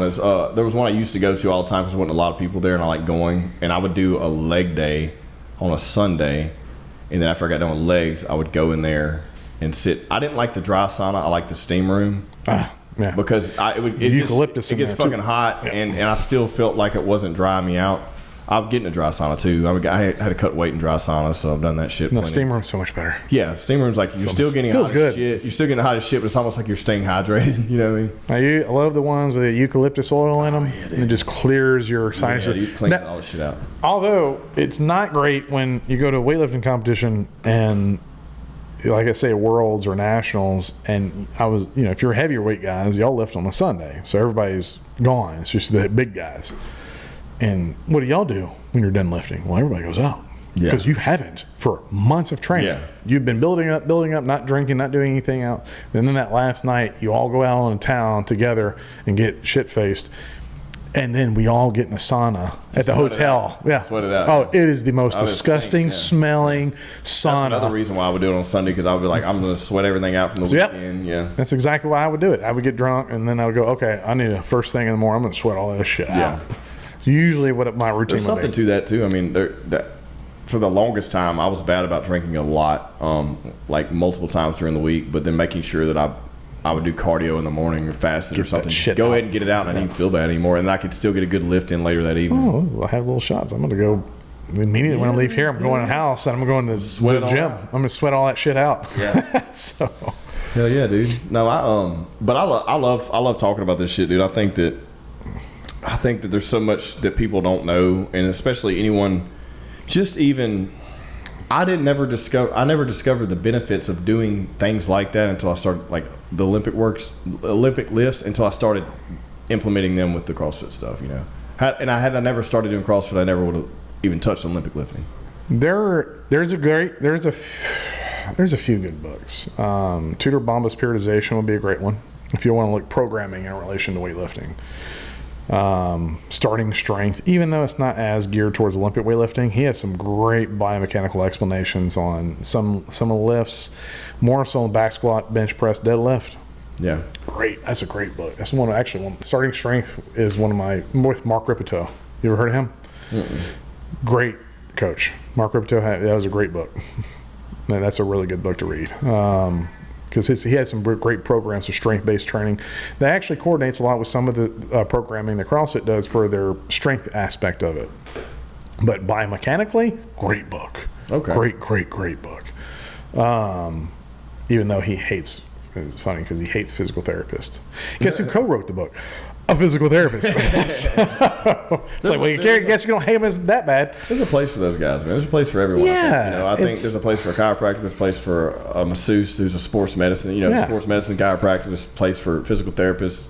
I think if you have those people, there's so many that just do the old broke down folks that they're not going to have the knowledge and the technique that you need for an athlete. But if the people that look at all your top tier athletes in any sport, every one of them they have everything. Every one of them. They have a chiropractor. They have a physical therapist. They have a masseuse. Like, they have all those things. They've been ice baths. Like it just wasn't. I guess it's cool that we have the technology's been there. Yeah. The knowledge has been there, but it's cool that people are actually putting it into play now on a day to day and utilizing it more than just for peak performance athletes. Yeah. Because it was, I mean, when we started doing cold plunges when I was a kid. Yeah. That was like in 2000, what I can remember. Like, 99, 2000, Kyle was doing cold plunges. But we did them in like a garbage can. Yeah. And he went and got a garbage can from Home Depot. And you put ice in it. Put ice and water in it. And we had to look at little stairs and we got in it. And then we were sitting right next to, we're in the shower room. So we turn on the hot shower and we do contrast. That's how we did our contrast work. We get in the hot shower, bring all the blood back to the surface, and then we jump back in again. I will say if I'm like in a super hurry and I'm like, oh shit, I overslept, or oh shit, I forgot something that I had to leave and get something done, and I don't get to have my like 45-minute routine in the morning, that I will jump in the shower and just get it hot and then swap to cold and at least stand there for 3 minutes. That's like my lazy way out because I still feel like at least I'm getting some kind of, cold showers suck, man. I think if you're in a cold area with cold water outside, cold showers suck. Yeah. Because you can't get used to it. No. You sit on the front, it's cold. All right. Turn around. But you turn around. It's dead again. Then by the time you turn around, you've gotten warm on this side. Yep. So they're really not that comfortable. Yeah. So but they do the same effect. It's the same effect, just not as intense. Correct. So like yesterday morning, that was me. Like I was like, fuck, I didn't get to. Something happened. I get up and I was like, oh shit, didn't really oversleep. I just forgot I had some shit to do that I needed to get out of the house real early. I had to go somewhere and drop something off like early as shit that I normally don't have to do. And it wasn't on my calendar. So I was like, fuck, let me jump in the shower real quick and at least get that. It throw works. some clothes on a roll. You still get the same, you get a similar physiological effect from it. Hell, I had a friend in South Dakota and he was busy. Same with you. Yeah. He's like, well, it was, he's in South Dakota. Yeah. So it was winter outside. Their winter was a little different, right? So what he did, he's like, well, I just got in shorts and tennis shoes and a shirt, and I walked because they could walk to the nearest coffee shop. So it was a 10-minute walk. He's like, I'm just going to do in a shirt and shorts. I'm going to walk to get my coffee and come back. Same thing. It's like just as long as I'm getting exposure to some intense cold. Yeah. Not negative 40 and he'll die, but like it was like 15 degrees outside. Yeah. So he walked to get his coffee and came back. And he's like, it's the same exposure, still get the same effect from it. And that's what actually people have done too. That's what I was making myself do this past winter when we got those snow days and stuff.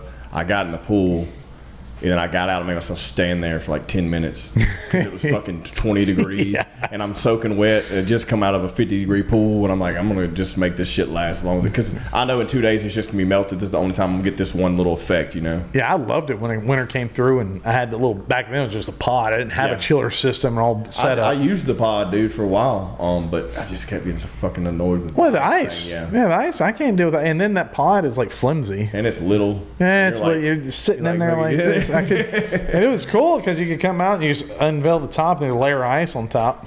Yeah. But I have to do the chiller. I actually built a whole damn system. I built a deck. I built a gazebo over it.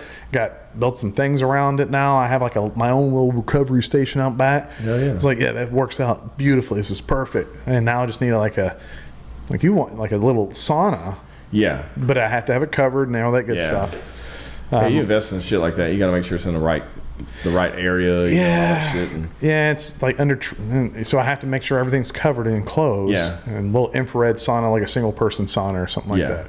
That's all you need, man. Yeah. It's like the shit's not cheap. No, it's not. I mean, I think the cheaper ones, like $500, $700, like the cheaper, like single infrared saunas.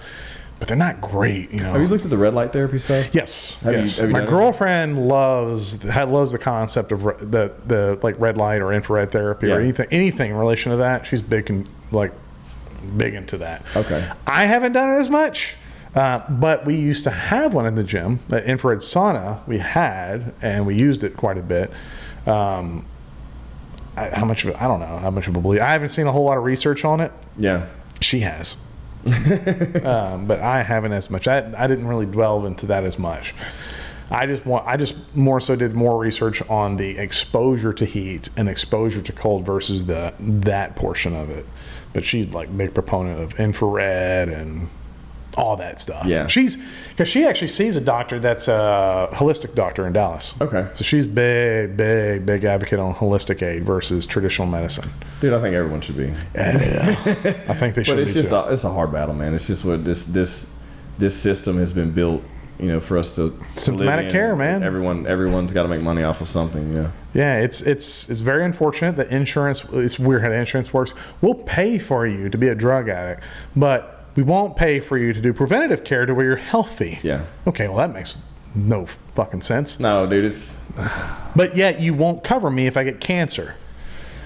from all the bad shit I've been eating. Yeah, it's exactly. It It's makes me like take the medicine that you have to sell me that the insurance has to pay for because I can't afford it. yeah, and then you're going to drop me and make my premiums higher because I'm actually sick now. Yeah. But you didn't want to pay for my preventative care, prevent me from getting sick. Yeah, man, it's a racket, dude. And I think there's so much information against those entities. I think eventually, 10 years down the road, maybe we have some different systems in play, at least on an independent level, where people can participate. Maybe there's enough people who get together that we can create a system that people can say, okay, well, I want a holistic plan.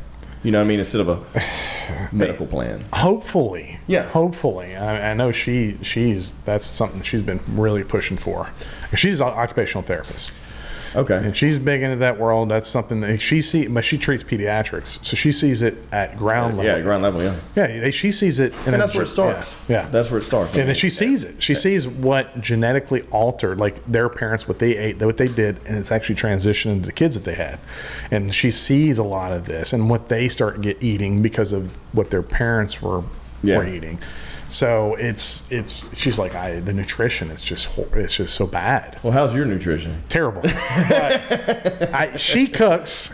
What's your definition of terrible? Well, it's not that bad. It used to be really bad. Like in the mornings, I'll have traditional breakfast, like eggs, toast. Eggs, okay. Eggs, toast. I eat a lot of eggs, though. I love eggs. But eggs are good for you. They're not bad. Yeah. They're good for you.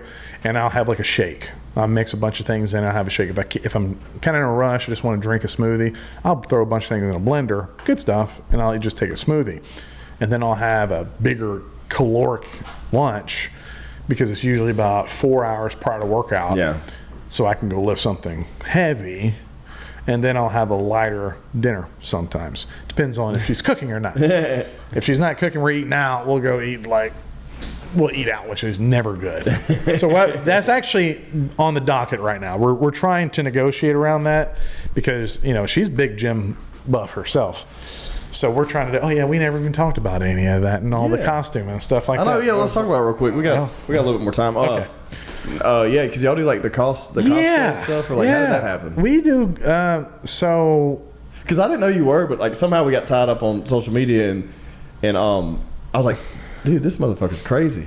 But also, he's big as shit and in shape. I was like, he seems cool I've worn a tutu. Yeah. So, but nobody gives me shit about it. Yeah. So like, I don't want to fuck with him. I'm wearing a tutu. So yeah, it works out. Our first experience together. Really, I started doing it with her. I always wanted to do it, but I didn't have anybody.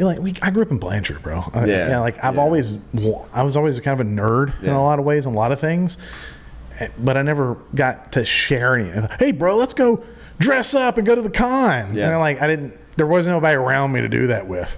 But when me and her started talking, and I was like, well, let's start off at GeekCon. I was like, let's go to GeekCon.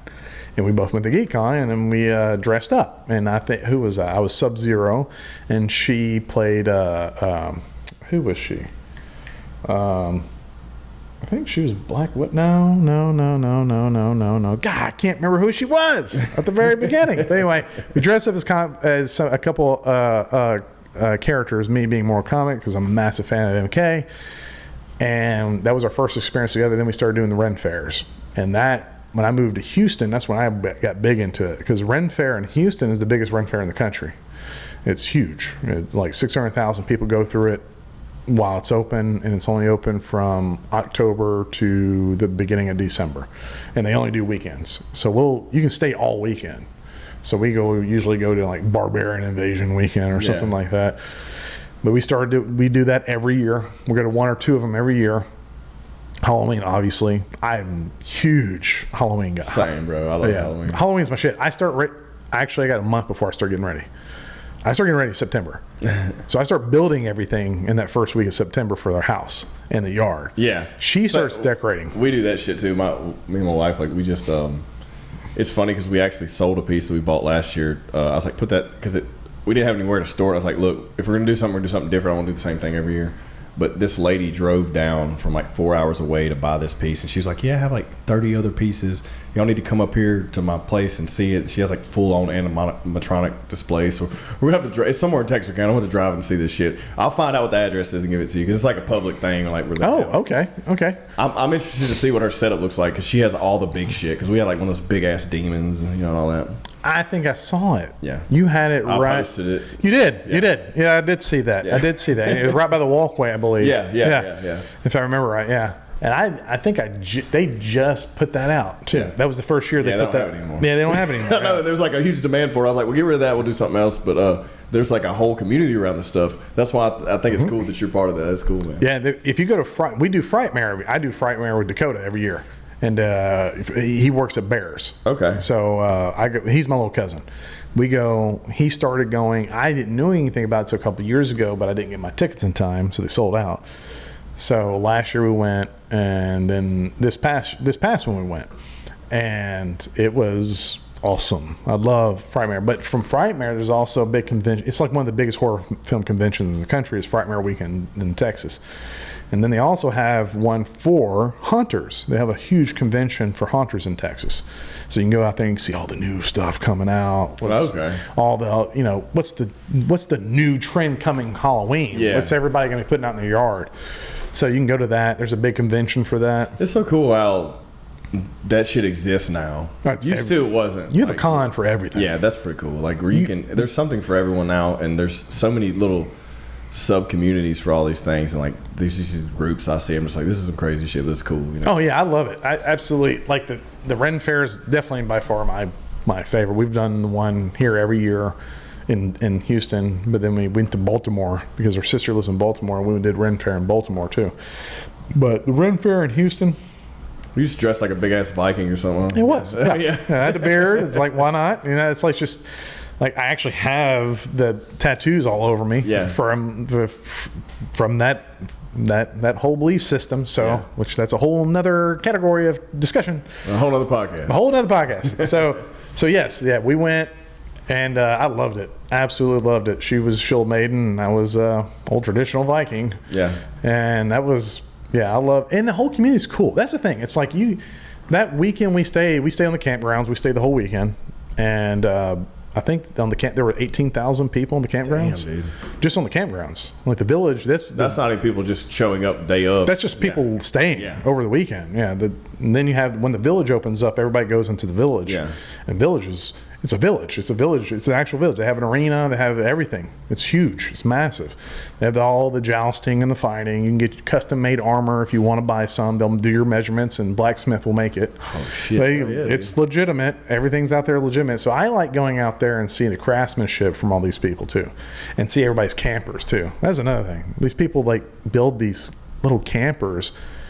That is pretty kick-ass little campers too. It's like they got the campers, they got the little pool trailers, like they're nomads. Yeah, or damn gypsies. It's like, and they just built everything, and they live in these damn things. Yeah, dude, that's like my 10-year, 15-year dream. Is like do as much as I can, get the kids out of the house, and then hit the road and just nomad it up for like 5 years. We did it for almost a month. We during COVID, it's like the hell with COVID, and I'm going out. I'm not staying in my damn house for months. And I got her until I was like, I'm renting a 404 SUV, and I'm driving west. Well, I don't know where the hell I'm going, but I'm going that way. I'm bringing all my camping gear. I'm either going to sleep in the car, or I'm going to sleep in a tent. I'm going to try to find every hike I can find. Dude. And I got time. I'm not going anywhere. I'm getting paid to do nothing right now. Yeah. So. She's like, hell yeah, let's go. And we did for 3.5 weeks. We did, I think, almost 5,500 miles on that car. We went through Arizona, Idaho, Utah, Wyoming, Colorado, New Mexico, Texas, which did not stop anywhere in Texas. There's not much. There's nothing to stop for it. No, man. There's not much to see unless you're in the hill country. That's nice here, but that's about it. But that was further that way. Yeah. So, but we met a lot of people that lived out there. How do you? But that's the thing. That was part of the experience for me. I want to meet these people. I'm going to pick the brain. Like, how What do you? And she's way more interested in. I'm interested, but she's way more interested because she is all about the hydroponics, all about. Yeah. Oh man, she wants to learn everything, all of it, because that's what her dream is. She wants either a tiny house or van life. Yeah. That's like her one or two things too. So she was we were picking brains of people and seeing how do people live out here? Just kind of just watching and listening and looking and finding, because there were people. We met people on the road and in the backwoods while we were camping. There'd be like one damn truck out there by this dude by himself, sleep in the back of a truck that he kind of created a little thing with his dog. Like, where do you come from? He was in Jackson Hole. He drove all the way from Georgia. He's like, I drive all the time out here. I just love being out by myself. Yeah, there's something to that most people don't. They never get to experience any of it. Not even a smidge, like nothing. Which is just stuck in the monotonous grind every single day, and dude, it wears on you. And until you get out in something like that, you don't realize how much it wears. You still appreciate it, but you appreciate it way more when you come back from doing something like that. Much more. I was kind of spoiled in the sense weightlifting gave that to me. Yeah, you got to travel. I got to travel. Yeah. I got to meet people from other cultures, other worlds, essentially.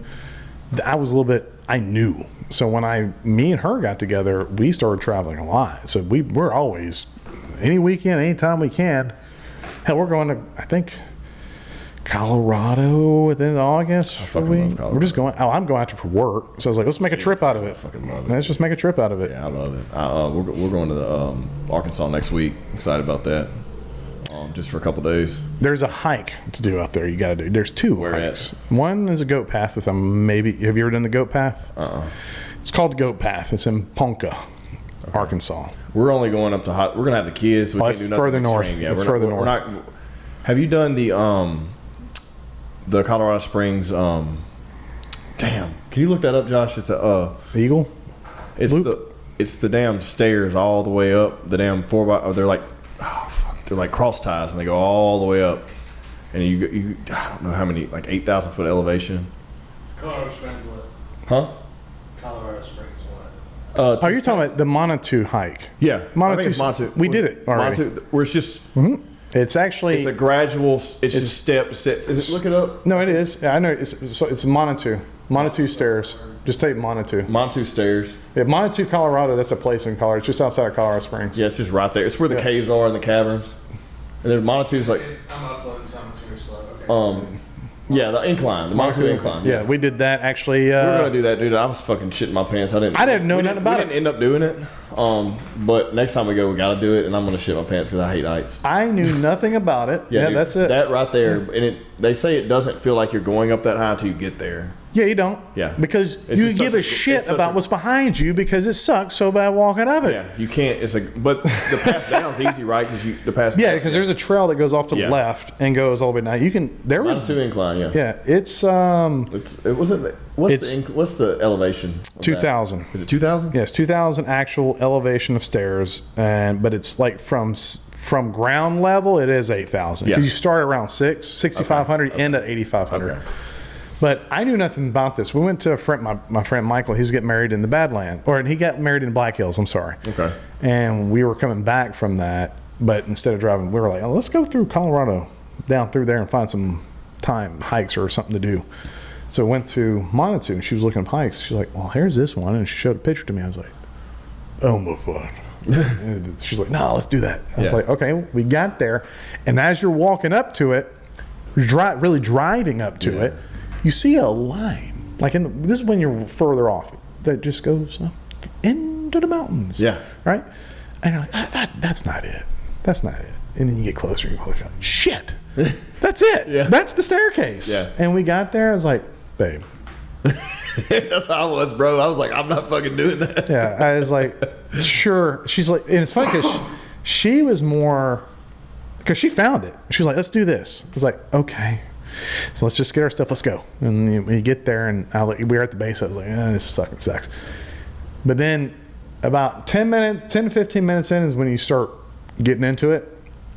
And I was like, all right, now I got a system.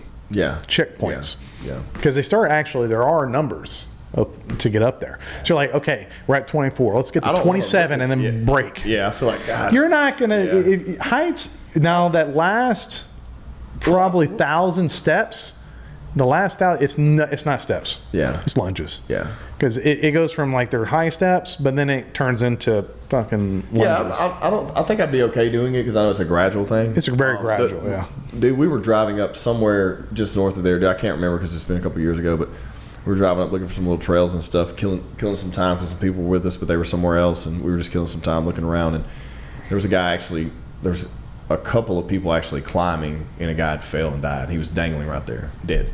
He was dead. Like we're driving, and the whole time looking at her, I'm like, "Yep, fuck that, not doing it, not doing it." But he just slipped, and he fell and he hit his head because we saw it. I had to look it up online later. I wanted to see I was like, I think that dude's fucking dead. And like, there's an ambulance pulling up, fire trucks. It's one way up and one way down these roads. So you're like, fuck, I'm trying to get out of the way so these ambulances can get up there. And I see this guy dangling right here, and then there's a news camera out there. I'm like, yeah, I'm not gonna fucking be that guy, man.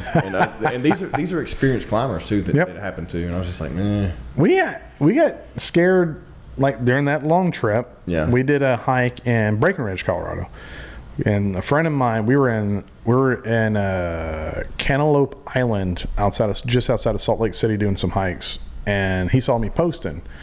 And he worked with Lifetime at that time. I worked at Lifetime Fitness in Houston, in Galveston County.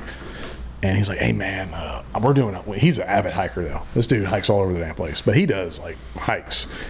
And he sent me a message, hey, man, we're in Breckenridge, and there's 14,000 elevation. Not from elevation, right, but that's the top height. At, yeah. He's like, it's a great height. You got to do it. It's pretty easy, too. I was like, okay, all right.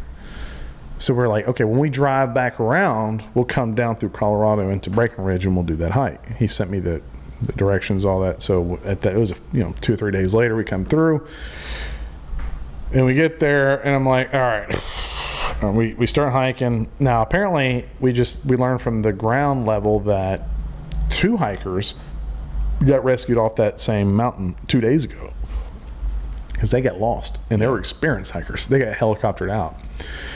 But he's like, no, man, just stick to the path, you'll be fine. Okay, we stick to the path. We're walking up, but then eventually it turns to snow. And they're hiking in snow. And my ass is sinking to my hips. I've never hiked in snow, deep snow before. Lindsay's light enough to stay on the surface and kind of like walk it. I am not. So I'm on all fours for 400 yards through snow. We get to a certain point, and then you see footprints go that way, that way, that way. And I'm like, okay, well, where? Which way do we go?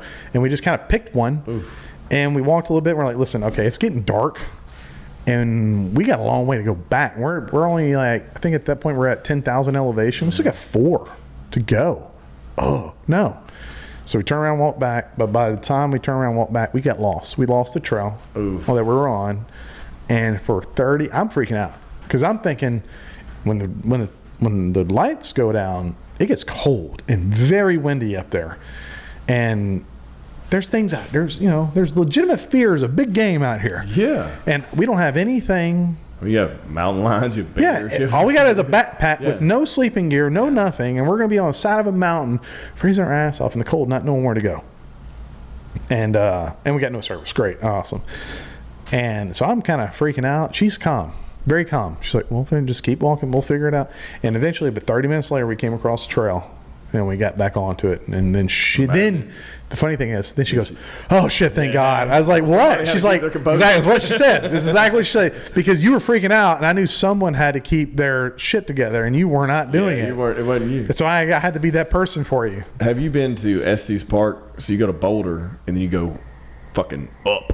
Mm-mm. So right north of Boulder, you're in Boulder, and then you drive up Estes. I believe it's Estes Park. That's just outside of Colorado. It's Denver. Denver. So you do Denver, then you do west to Boulder, and then you go to Boulder, and then Estes Park. I believe that's what it's called. Dude, it's beautiful. You go all the way up, like the incline. I believe you're at like 14,000 feet up there, but the drive up, you go. And what's it called? Because we're gonna be there. This Estes Park, ESTES. Yeah, you hit Boulder, and then you go north, I believe, a little bit, right north of there, and I think it's like 30 minutes up the mountain. And these guys ride these fucking bikes all the way up that motherfucker. Then there's like a whole village up there like of pubs and restaurants and shit, and they'll be in there drinking a beer. And I'm like, damn, you still got to go back down this motherfucker because there's only one road up and then one road back down. I ain't bike riding that shit. But no, most definitely not. But definitely check that place out. Well, that's cool. It looks nice. And yeah, dude, it's Estes. Yeah, Estes Park. Okay, it's pretty cool. It's like a little town up there, but it's at the top. You gotta get all the way up there, and then you can kind of. You're going to have a long drive up there. You can pull off. There's a bunch of springs and shit and trails you can pull off and do stuff. And then we get up to the top, then you can do restaurants and markets and stuff. And then it's like a whole village up there. Well, that will be on the dam. It's beautiful. That's really beautiful. Yeah, but that's a cool place to visit. But that will definitely be anything on in the Colorado, man. It's I fucking love it there. But look at this picture, though. Yeah, that's what I was looking at. For me to hate heights, I still enjoy it. Resembles like Switzerland or something.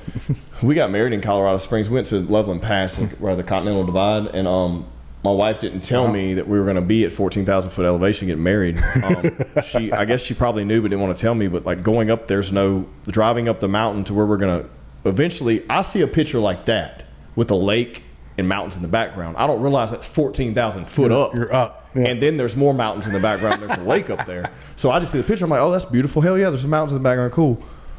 We get like about to start climbing this. Like, I'm like, okay, cool. I got to go. Well, it's like 20 minutes up this fucking mountain. And like I'm driving and there's 18 wheelers coming down and there's no ledge. There's no barrier. That's and like right. I'm looking at it the whole time.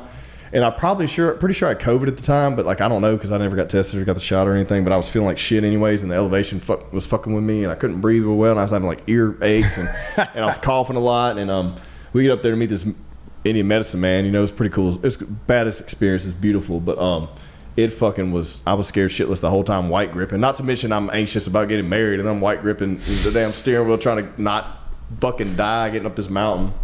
People listening to this that live up there are probably like, "Oh, dude, yeah, this is this shit every big day." Puss. Yeah. But I do not like heights, man. I just don't. That's a bad place to live. You don't like heights. No, I know, but I love going there, and I like pushing myself to do it. But I'm not going to do anything that's like. I definitely after we just came back from South Dakota, Badlands and Black Hills. Yeah, definite must. That was beautiful. Yeah, dude. We're. But like Zion, go to Zion. Yeah, we hiked to Zion. Angel's Landing. Yeah. Yeah, that is scary. Because a lot of people have died on that. Yeah, I'm not trying to do anything like that. Yeah, there's like, once you get to the top of Angel's... I was just camping and look at the shit. Yeah. Well, first of all, the height, it was hard to get up there. But once you get up there, it turns into a very narrow, like literally a few feet. Oh, and it drops. Because you're on top now. That. And then it goes like this. Nope. And there's the only thing there is, they routed a chain that you can hold on to. No. And you can slip off either side. Why? Yeah. I got anxiety. Like why? Like watching people. That. Like, have you seen the video of those Asian people on the glass where it's like, that's fucking me. That's me, bro. That's like, I fuck that. Like I'm okay with doing a little bit, and I'm still okay. I'll go up. I can drive up there, but I'm not about to get on foot and then get off the side of a ledge. No, but I'm not. There was a group of guys that were up there. Nope. Yeah, there were a group of guys that were on top when we were up there, and they were taking pictures, but they were goofing around. Oh fuck no! And there was one tree that sat on this ledge, and they were right beside it, and they were messing around, which gives. I was like, bro, y'all are lying around that. Yeah, you're freaking me out. Yeah, you're freaking me out. Yeah. And he slipped. And he grabbed the root that came out of it, and if it wasn't and that was the one tree that's out here. Foot drop. No, it was dead. Yeah, 100%. It would have ruined your car. My damn day. If you're in a car going these roads and you fall, they're not getting you. Yeah, maybe hours and hours of getting and then by the time they get to you, you're probably dead anyways. If you have broken every bone in your body. Well, even. I'm still alive, but my leg is very badly broken. What was that? No, dude, I saw a video the other day where a guy was riding a mountain bike on a mountain. They're crazy. And I'm like, I get it. And I guess if you keep getting to that pinnacle, then you have to push further to get that feeling, but I'm not chasing that kind of feeling. No, I'll just get it from weightlifting or something or cold plunge. That's something else, dude. I think drugs actually be healthier for you. Yeah, let's do some mushrooms, man, in the bed. I'll get some mushrooms and lay in the bed. Yeah, if you want to. I'll go as high as I want to go. Yeah, and know where I'm going to land. Yeah. Let's wrap this thing up, bro. Yep. But it was a good time today. We'll have to get back together and do this again. Anything else you want to leave us with, or? No, I think that's good. I'm gonna go lift heavy shit now. Yeah, I'm gonna do something. I'm not lifting today. I'm off today, but I got shit to do. Supposed to be off today, but considering we didn't work out yesterday, we're working out tonight. Awesome, man. Well, thanks for your time, Yes, bro. sir. I appreciate it.